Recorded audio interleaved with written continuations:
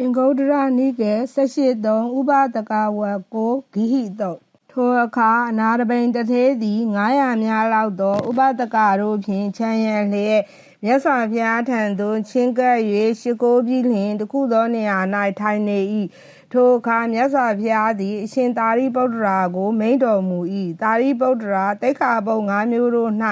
စောင့်ရှောက်မှုရှိ၍မွန်မြတ်သောစိတ်၌မိကုန်သော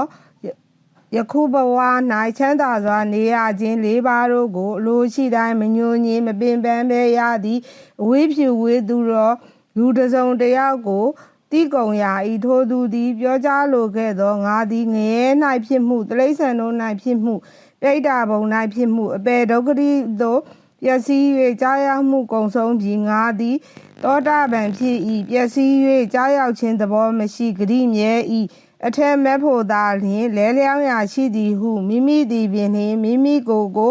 ပြောကြားရာ၌အဘယ်သိက္ခာပုဒ်5မျိုးတို့၌စောင့်ရှောက်မှုရှိသည်နည်း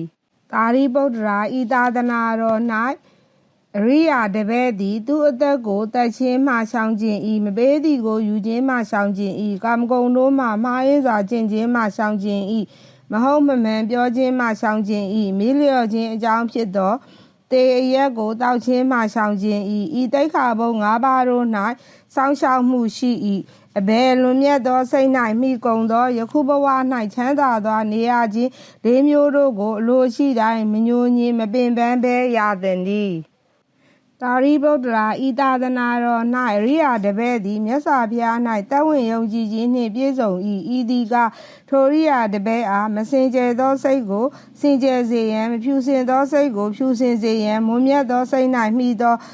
ယခုဘဝ၌ချမ်းသာသောနေရခြင်းကိုပထမရခြင်းပေသည်နောက်တစ်မျိုးကအရိယာတပည့်သည်တရား၌သက်ဝင်ယုံကြည်ခြင်းနှင့်ပြည့်စုံခြင်းသည်ချမ်းသာသောနေရခြင်းဒုတိယရာခြင်းဖြစ်သည်နောက်တစ်မျိုးကအရိယာတပည့်သည်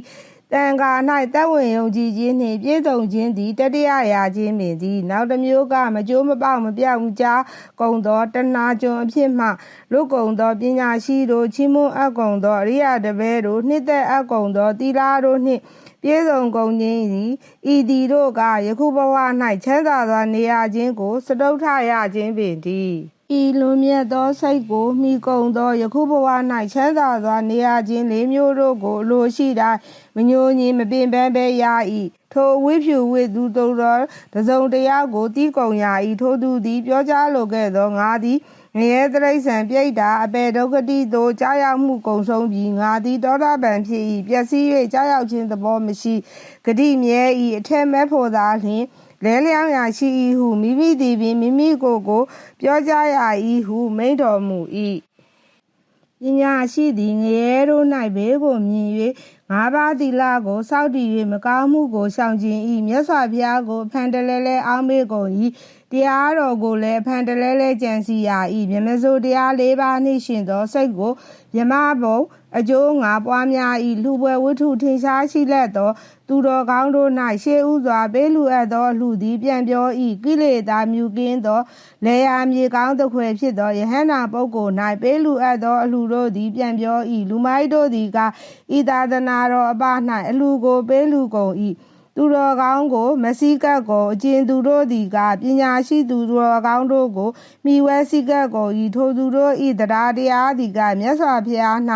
အမြင့်တဖွယ်ဖြစ်ရသည်ထိုပညာရှိတို့သည်နတ်ပြည်သို့လည်းလာကုန်၏လူပြည်၌မူလည်းအမျိုးမြတ်၌ဖြစ်ကုန်၏အစဉ်သဖြင့်လည်းနိဗ္ဗာန်သို့ရောက်ကုန်၏ဟုမိန့်တော်မူ၏